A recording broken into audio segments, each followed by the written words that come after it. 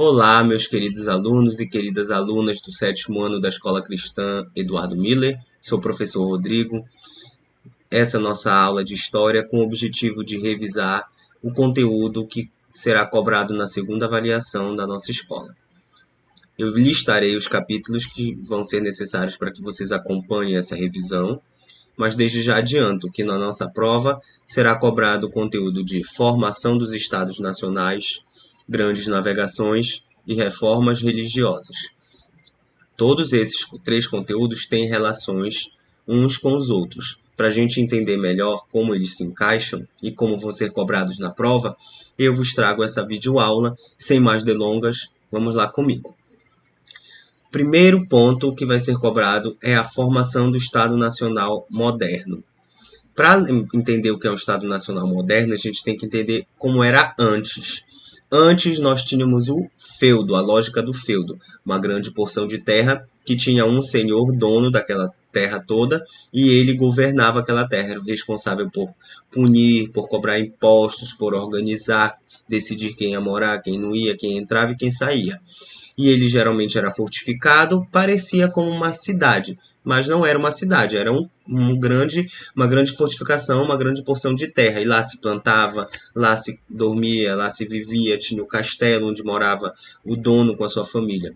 Agora, com a decadência do feudo, com o renascimento das cidades, vai ser necessário unificar essas pessoas que estavam antes divididas em feudos para um país. Isso é um Estado nacional. É o que hoje a gente entende por país. O Estado nacional, então, são pessoas que se unificam por morarem relativamente próximas no mesmo território, por terem algum costume em comum, como a língua ou uma religião, não é?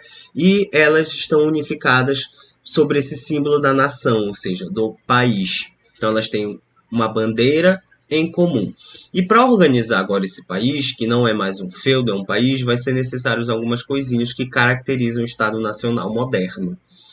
A primeira delas é a cobrança de impostos reais. O governante, que geralmente era um rei ou um monarca, ou uma monarca, né, uma rainha, ele ou ela tinham que cobrar impostos dos seus moradores desse país para custear os gastos que eles teriam para defender, organizar, concretizar esse país.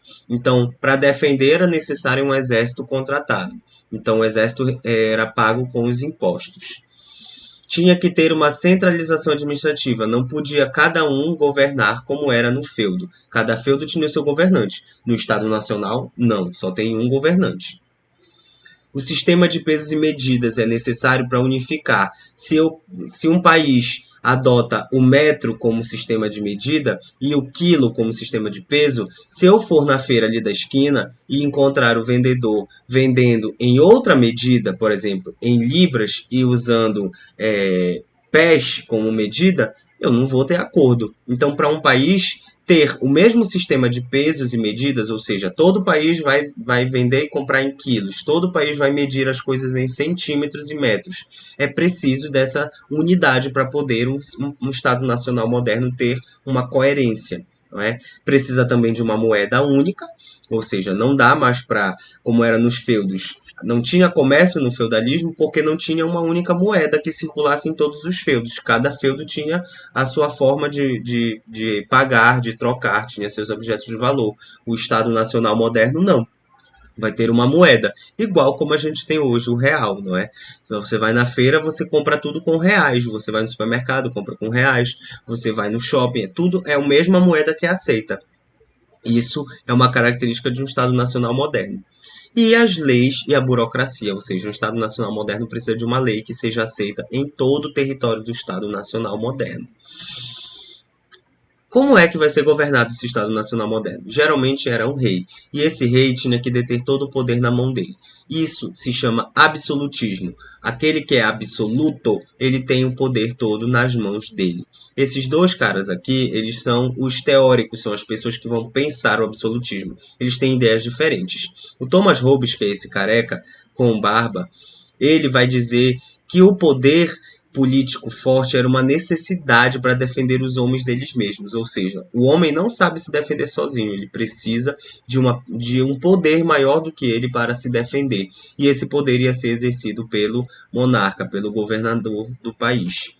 Já para o Maquiavel, ele dizia que esse governador podia usar de qualquer meio que fosse, inclusive da violência, da tortura, do medo e do terror, para que ele alcançasse o objetivo dele.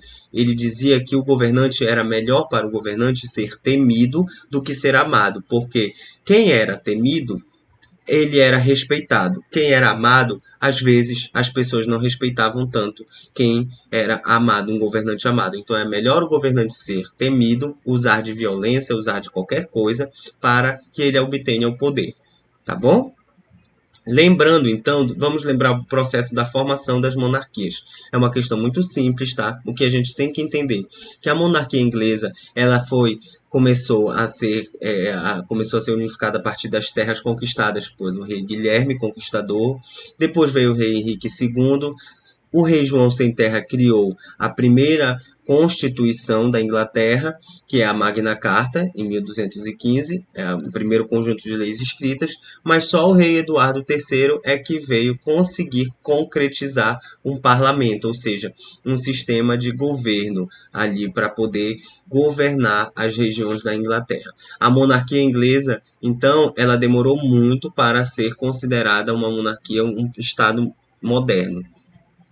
Já a França, ela vai ter origem lá no Império do Carlos Magno, aqueles feudos todos grandes do Carlos Magno que foram dividindo pelos filhos, pelos netos, e aí quando viu já perdeu o controle, não é?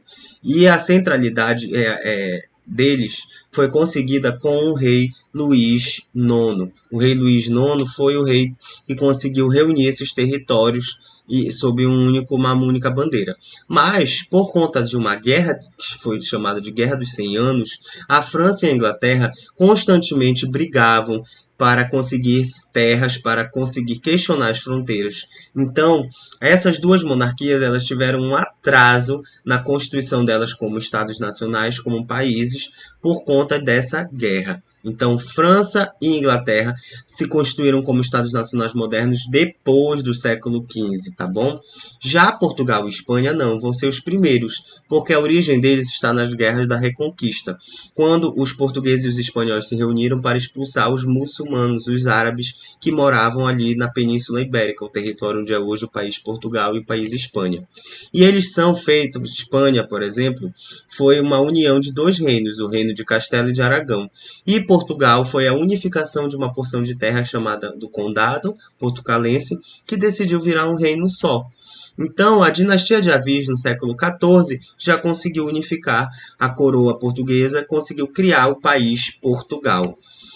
Lá em Espanha, esse acontecimento aconteceu só no século XV, tá?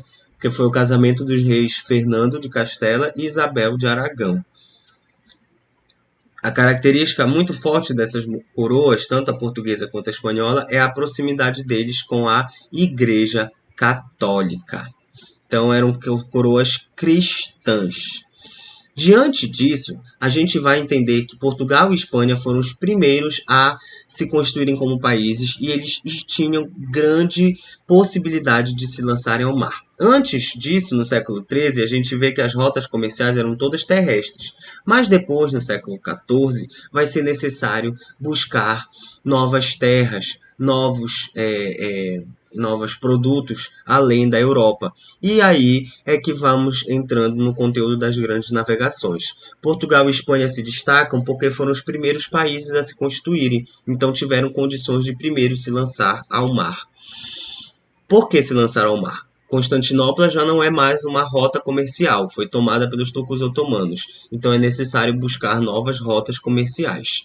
O desenvolvimento de conhecimentos sobre navegação, as ciências náuticas, e o desenvolvimento de instrumentos que ajudam na navegação, como a produção de mapas, a invenção do astrolábio para se localizar através dos astros e da bússola para se indicar qual é o sentido que se deve navegar, é que vai possibilitar que os portugueses e os espanhóis consigam se lançar no Oceano Atlântico. Então, quando chega com essa palavra pioneirismo português, significa que os portugueses foram os primeiros a se lançarem ao mar. Por quê? Estavam localizados bem próximo do Oceano Atlântico, tiveram um rei que irmão do rei que financiou muito essas navegações. Tinha um grupo político endinheirado, que era a burguesia mercantil, ou seja, a burguesia que vivia dos negócios e que estava interessada em expandir seus negócios para além da Europa, através dos mares, e que vai financiar, vai investir dinheiro para que isso aconteça. E tem também o mito da escola de Sagres, que dizem que esse rei Dom Henrique, esse irmão do rei Dom Henrique, ele era fundador de uma escola de navegação na Europa. Aqui a gente termina o pioneirismo português, que é o que vai cair na prova de vocês, tá bom? Vai perguntar por que Portugal conseguiu se lançar primeiro, por que Portugal conseguiu se constituir como primeiro, uma coroa. Tudo isso vai ser questionado na prova de vocês, eu tenho certeza que agora vocês têm condições. A última parte da prova de vocês já vai perguntar das reformas. A gente está entendendo que, como nós vimos nas nossas aulas, que a religião católica está sendo questionada, porque o comportamento dos membros do clero é questionável. A Igreja Católica possui muita influência sobre os reis, ela acumula muito dinheiro e o sistema feudal já não tem mais como unir as pessoas. O sistema feudal está em decadência, então as pessoas estão indo para a cidade, elas querem mais liberdade e encontram a igreja ali querendo controlar tudo. Isso vai motivar algumas pessoas de dentro e de fora da igreja a questionar a Igreja Católica. As causas econômicas que vão fundamentar as questões. A igreja não paga impostos, os interesses da burguesia estão conflitando com os da igreja. A igreja condena que os burgueses ganhem, lucrem emprestando dinheiro, que eles lucrem superfaturando, que eles recebam um lucro muito alto nos negócios que eles estão empreendendo. Então a burguesia vai começar a ter a igreja como inimiga do lucro, porque ela condena a usura. Usura é lucrar em cima de juros e acumular dinheiro, que era o grande hobby da burguesia, era acumular dinheiro. Tem as causas políticas também. Os papas, o líder da igreja e os bispos, os cardeais, as outras pessoas de importância na igreja começaram a disputar. Eles tinham muito poder de decisão dentro dos reinos, dentro dos estados nacionais modernos. Então o poder da igreja vai começar a incomodar. A intervenção de papas, a intervenção de bispos, de cardeais nos assuntos políticos vai ser um grande incômodo e vai começar a ser questionado. A igreja exercendo o poder temporal, ou seja, exercer o poder político, não é uma atividade nata da igreja. A igreja deve exercer o poder espiritual, não o poder temporal, ou seja, aquele poder político. E os estados nacionais modernos vão cada vez mais se fortalecer, não vão ter mais na igreja um grande aliado, eles vão precisar ter o seu próprio poder. A igreja vai começar a ameaçar esse poder. Também tem as causas morais e religiosas da igreja. O clero luxava muito, as igrejas eram muito bem ornamentadas com ouro, as roupas do Santo Papa eram muito ornamentadas com ouro, a igreja esbanjava, tinha muita comida e os pobres às vezes morrendo de fome nas ruas. A igreja vendia cargos, ou seja, vendia o cargo de padre, de bispo para uma família que fosse rica e pudesse pagar, e vendia também relíquias religiosas, um pedacinho da cruz que Cristo foi crucificado, um cálice onde ele distribuiu vinho na Santa Ceia. E isso era vendido por algumas pessoas do clero para conseguir dinheiro de pessoas que acreditavam que aquilo ali era verdadeiro. E escândalos do clero. Alguns padres, alguns papas tinham filhos, o que era proibido pela igreja. Nenhum membro da igreja do clero, da Igreja Católica Apostólica Romana, pode casar-se e ter filhos. Então, alguns tinham mulheres, filhos, alguns, infelizmente, cometiam crimes. Então, isso era uma causa de insatisfação de ordem moral e religiosa. Outro aspecto que vai fazer as pessoas começarem a questionar a igreja é a mudança de consciência. E o aperfeiçoamento da imprensa, ou seja, a criação de uma máquina que permite replicar, fazer cópias em larga escala dos livros que estão circulando nessa época, vai contribuir com essa mudança na consciência. Mais pessoas vão ter acesso ao conhecimento, mais pessoas vão poder questionar o que a igreja diz que é verdade. As traduções da Bíblia, que antes eram em latim, sendo traduzidas para os idiomas inglês, português, francês, alemão, vai facilitar com que mais pessoas possam ler. Só quem sabia latim eram o clero e os estudiosos da faculdade. Quem não sabia o latim não sabia ler a Bíblia. Quando a Bíblia for traduzida para outros idiomas, mais pessoas vão poder ler a Bíblia. E o pensamento crítico humanista, que tem em Tomás Moros, em Rabelais e Erasmo de Roterdã, três exemplos. São pessoas que estão criticando a excessiva centralização da sociedade em Deus e chamando a atenção para o homem ser realmente o centro da sociedade, o centro dele mesmo. Dar ao homem o poder que era dado a Deus pela igreja. Então, Erasmo de Roterdã vai ser muito interessante para criticar a igreja, dizer que a igreja se comporta mal e que o ser humano está num cenário pessimista sempre.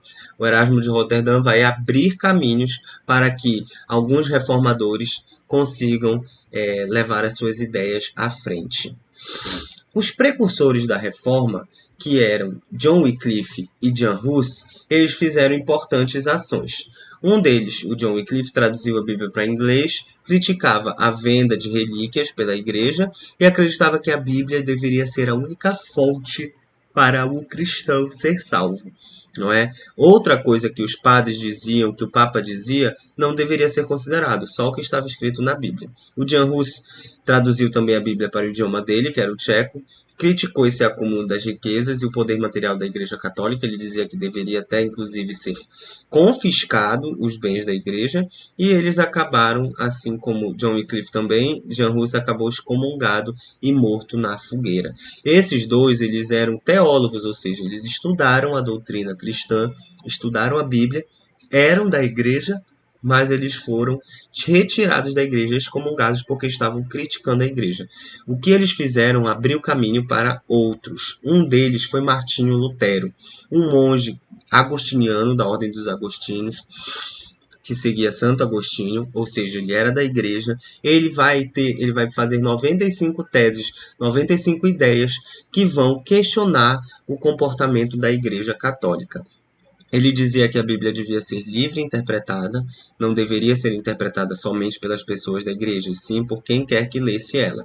A salvação era o único meio de se chegar a Deus através da fé, a salvação através da fé era o único meio de se chegar a Deus. Não era necessário praticar jejum, não era necessário doar tudo que se tinha para os pobres, bastava ter fé em Jesus. O batismo e a Eucaristia eram os únicos sacramentos. O fim do celibato, não era mais preciso que os sacerdotes não se casassem. Proibir o culto aos santos e às imagens e também a venda de relíquias e cargos dentro da igreja. As cerimônias religiosas tinham que ser rezadas no idioma daquele país, ou seja, não mais no latim. Se existia a cerimônia na Alemanha, tinha que ser rezada a missa em alemão. Se a missa era em Inglaterra, em inglês. Ok? Outros teóricos da reforma, outras pessoas que vão tentar reformar a igreja, vão ser João Calvino, na França, e a teoria dele era de que o homem já nasce predestinado a ser salvo. Então, se ele nasce predestinado a ser salvo, não tem nenhum problema em ele acumular riquezas, não tem nenhum problema em ele trabalhar, porque, pelo contrário, se ele trabalha, se ele acumula riquezas, se ele é uma pessoa próspera, ele vai mostrar para todos os outros por que ele é um escolhido de Deus para ser salvo. Que ele é uma pessoa que trabalha, uma pessoa que acumula riquezas, que vive bem, agora só não podia esbanjar. Os calvinistas, que foram aqueles que seguiram João Calvino, eles não podiam ir para festas, eles eram pessoas reclusas, que praticavam boas ações, mas que não precisavam doar tudo para os pobres. E na Suíça na França eles ficaram conhecidos como huguenotes, calvinistas na Suíça e huguenotes na França. A Igreja Católica vai responder a essas tentativas. A isso foi chamado de Contra-Reforma. A Igreja Católica respondendo àqueles que estão dizendo que ela está errada. Ela vai reconhecer os seus erros? Não. O que ela vai fazer? Ela vai lançar um concílio, que é uma reunião de bispos, na cidade de Trento, na Itália, e esse concílio de Trento vai sair com duas resoluções. A instituição da Companhia de Jesus, que é uma nova ordem de religiosos que vão ter a missão de conquistar novos fiéis, e isso vai ser feito principalmente nas colônias, para onde os europeus estão navegando, então se relaciona ao contexto das grandes navegações. Os jesuítas vão ocupar as colônias, vão catequizar pessoas que não conhecem a fé cristã. E o Tribunal da Santa Inquisição vai ser a instituição que vai julgar, punir e até matar as pessoas que estão contrárias ao pensamento da igreja, aqueles hereges, aquelas pessoas que estão contrárias ao pensamento da igreja, que falam coisas que a igreja não concorda. Tá bom? E o Tribunal da Santa Inquisição nós vimos no feudalismo e ele vai continuar aqui no século XVI como uma ação da Contra-Reforma. Vai ser um tribunal para julgar, punir, queimar, até matar pessoas que estão falando mal da igreja. Meus queridos, minhas queridas, nós ficamos por aqui. Eu desejo a vocês uma excelente prova. A prova de vocês vem com 10 questões, tá bom? Cada uma valendo um ponto. Qualquer dúvida, reassistam essa revisão e tenho certeza que vocês vão gabaritar a prova. Tchau, tchau. Vou ficando por aqui.